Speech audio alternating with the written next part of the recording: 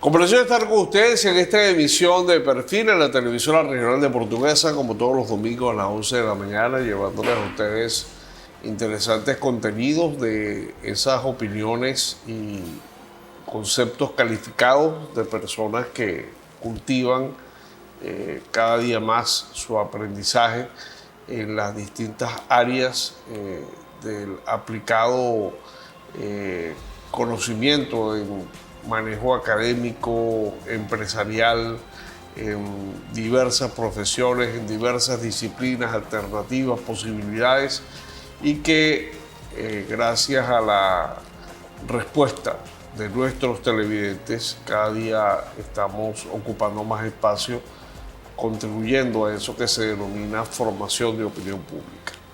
En esta ocasión vamos a conversar con el doctor, profesor Marcos Mota, quien es egresado como ingeniero agrónomo y también como abogado.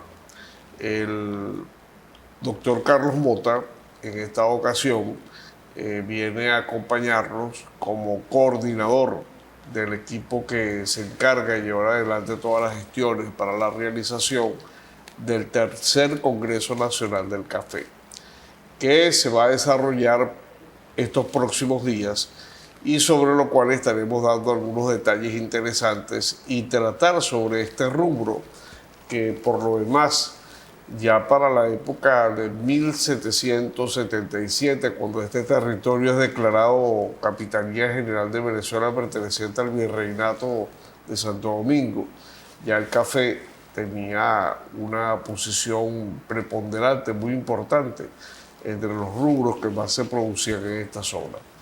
Pero así continúa, y a pesar de lo que ocurrió en los años 20 del siglo pasado, cuando el petróleo comienza a ser prácticamente el principal generador de Producto Interno Bruto, el café pudo trascender, pudo seguir activo, quizás no ocupando los sitiales de aquel momento, pero sigue siendo un rubro muy arraigado en una buena parte del territorio nacional, y que por lo demás hay una cosa muy importante que en una ocasión se nos grabó: el café es una cosa insustituible.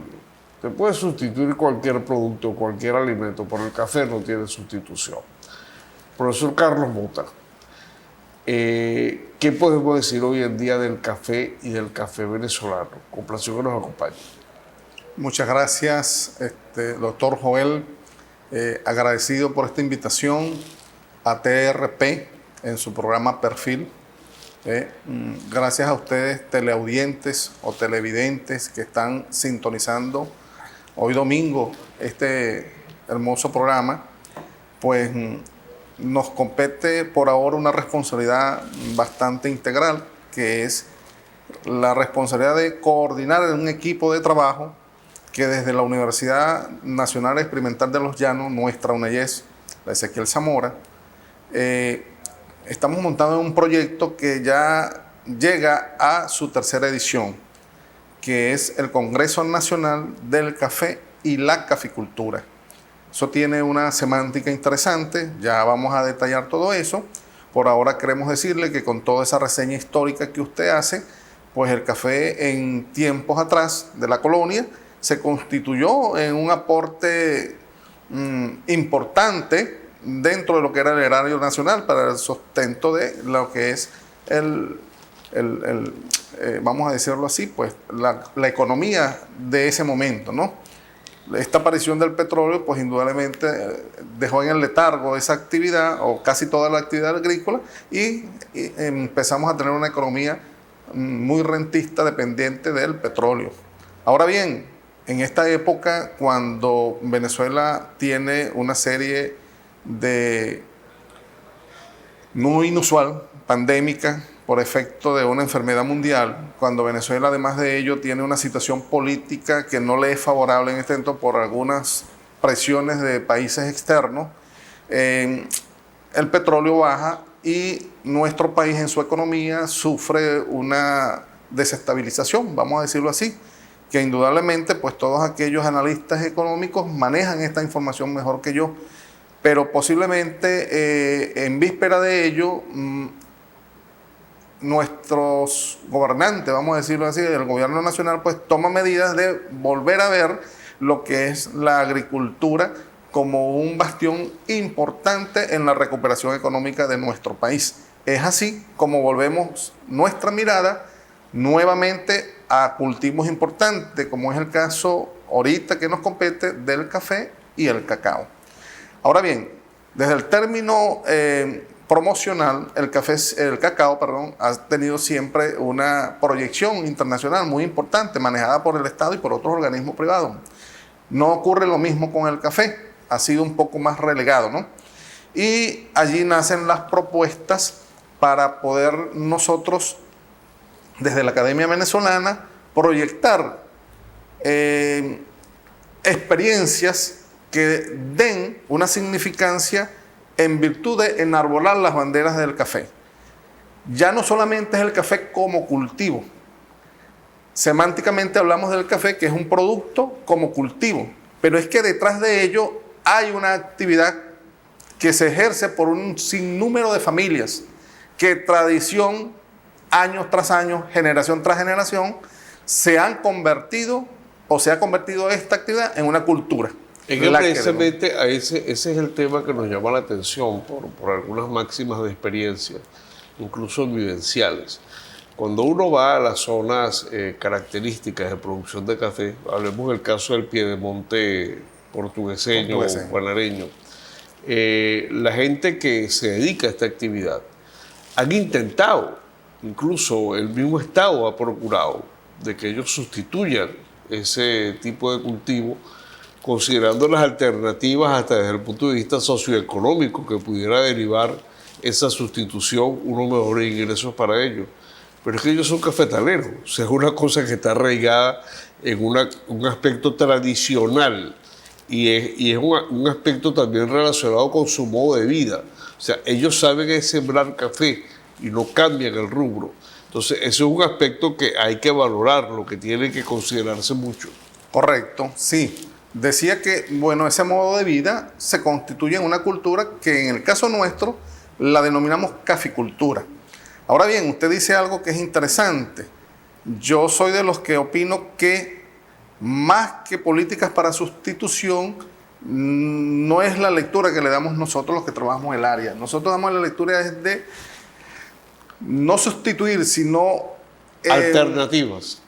Sí, es alternar el café como cultura, que no podemos quitarla ni arraigarla, porque eso está sembrado en el corazón de muchos venezolanos y sobre todo de muchos portugueseños, sino con otros cultivos asociados al café que puedan tener unos ingresos adicionales. Recuerde que el café tiene un ciclo de vida de un año largo, donde después de su cosecha hay que hacer todas las labores agronómicas para volver en el año siguiente a cosechar nuevamente. En ese trayecto, precisemos el tiempo, que es cuando viene el floreo y inmediatamente... Sí, el café empieza después de la cosecha, que viene terminando las primeras semanas de enero en las zonas más altas. Okay. Vienen las labores de mantenimiento, de recuperación, usted se hace las labores de fertilidad y nada más en lo que haya en las primeras lluvias, ya sea en los meses de mayo, abril, ¿sí? Perdón, de abril y mayo, allí empieza el florecimiento de las matas de café o de las plantas de café. En ese nuevo floreo empieza nuevamente el ciclo de llenado de grano. Hay que hacerle todas las labores al café para que en el momento de que llegue septiembre ya hay una nueva maduración, porque es el desarrollo fisiológico del grano. Entonces empieza el proceso de maduración hasta que vuelve su cosecha. Allí se concentra esa. Pero en ese letargo, en ese espacio de tiempo, ¿qué hace el caficultor? ¿De dónde obtiene esos nuevos ingresos para el sustento de su familia? Porque es que la situación del precio del café no le es favorable. Los rendimientos que nosotros tenemos en nuestra Venezuela no le son favorables. Estamos tratando de ver que hay unos rendimientos promedio alrededor de 10, 11 quintales por hectárea.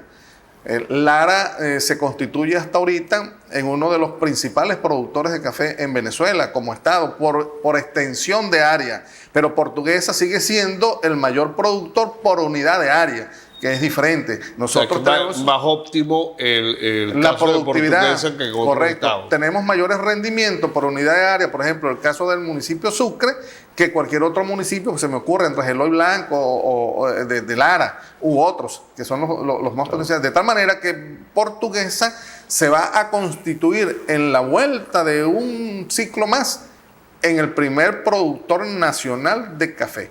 Y nuestras autoridades regionales tienen que tener allí la atención necesaria para ayudar a ese sector cafetalero, para que produzca café. Porque es que hay otras demostraciones, es que hay estudios internacionales que nos indican ahora en evaluaciones científicas que tenemos cultivares con atributos sensoriales de primera necesidad que cumplen con los protocolos internacionales. Si eso es así, entonces ahí hay una alerta que hacemos a todas las autoridades que manejan la política caficultora. En la universidad queremos contribuir para ello y esa es una de las misiones nuestras, aperturar nuestras puertas para que esas experiencias poderlas colaborar con políticas con experiencias que puedan contribuir con las políticas para que el sector cafetalero nuestro venezolano, sobre todo el portugueseño, pueda volver a tener aquellos niveles que conocimos en una época pasada. Conversamos con el ingeniero abogado Marcos Mota, coordinador del tercer Congreso Nacional del Café y la Caficultura. Más detalles con relación al evento, característico propio de este rubro que sigue siendo parte de la cultura en la producción agrícola de Venezuela. Cumplimos estos compromisos de publicidad. Ya regresamos a Perfil.